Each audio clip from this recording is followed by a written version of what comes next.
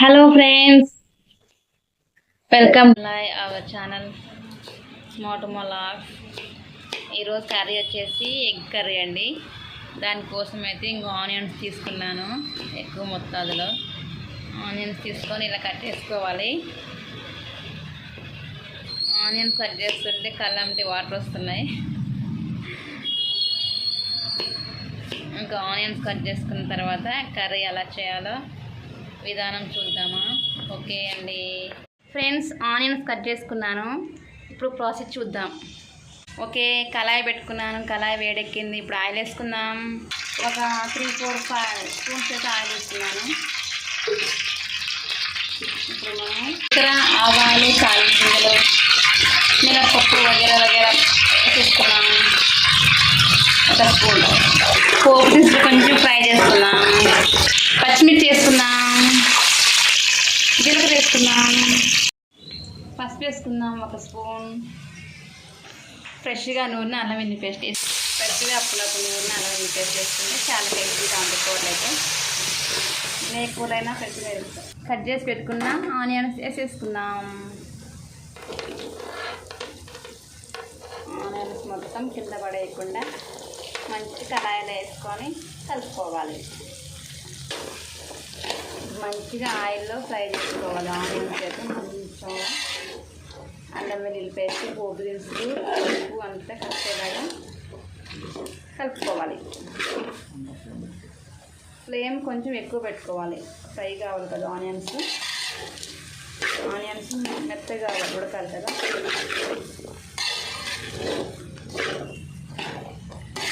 పెట్టుకొని మగ్గిద్దాం కాసేపు.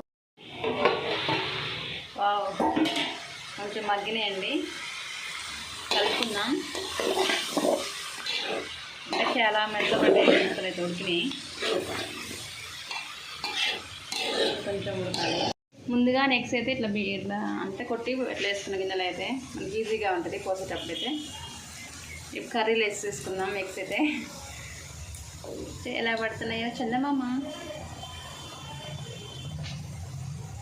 ఇలా గిన్నెలోనే ముందే ఎగ్ బీట్ చేసుకుంటే చాలా ఈజీగా ఉంటుంది. ఒక్కొక్కటి వేయకుండా మనకి కూడా. ఇప్పుడు మూత పెట్టుకుందాం. అవి ఇప్పుడే కలపొద్దు, కొంచెం అవి ఫ్రై అవ్వాలి.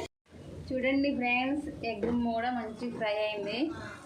ఇప్పుడు మనమైతే ఇందులో కారం వేసుకుందామండి. కారం వేసుకుంటే ఇంకా కలర్ఫుల్గా కనపడింది కర్రీ అయితే. కారం అయితే ఒక 2 స్పూన్స్ వేసుకున్నాము. కర్రీకి బట్టి కారం వేసుకోవాలి. ఎగ్ కర్రీ కదా, కొంచెం ఎక్కువ వేసుకుంటే టేస్ట్ కూడా బాగుంటుంది. ఆనియన్ కాబట్టి తీపి లేకుండా మంచిగా ఉంటుంది. అందులోనే ఇప్పుడు సాల్ట్ కూడా వేసుకోవాలి. కొంచెం కారం వేసుకొని మంచిగా కలుపుకుంటుంది. ఇంకా మంచిగా కలుపుకున్నాను. ఇంకా మూత పెడతాను. కారం ఉప్పు మగ్గాలి కదా. ఇప్పుడు మూత పెట్టుకున్నాను.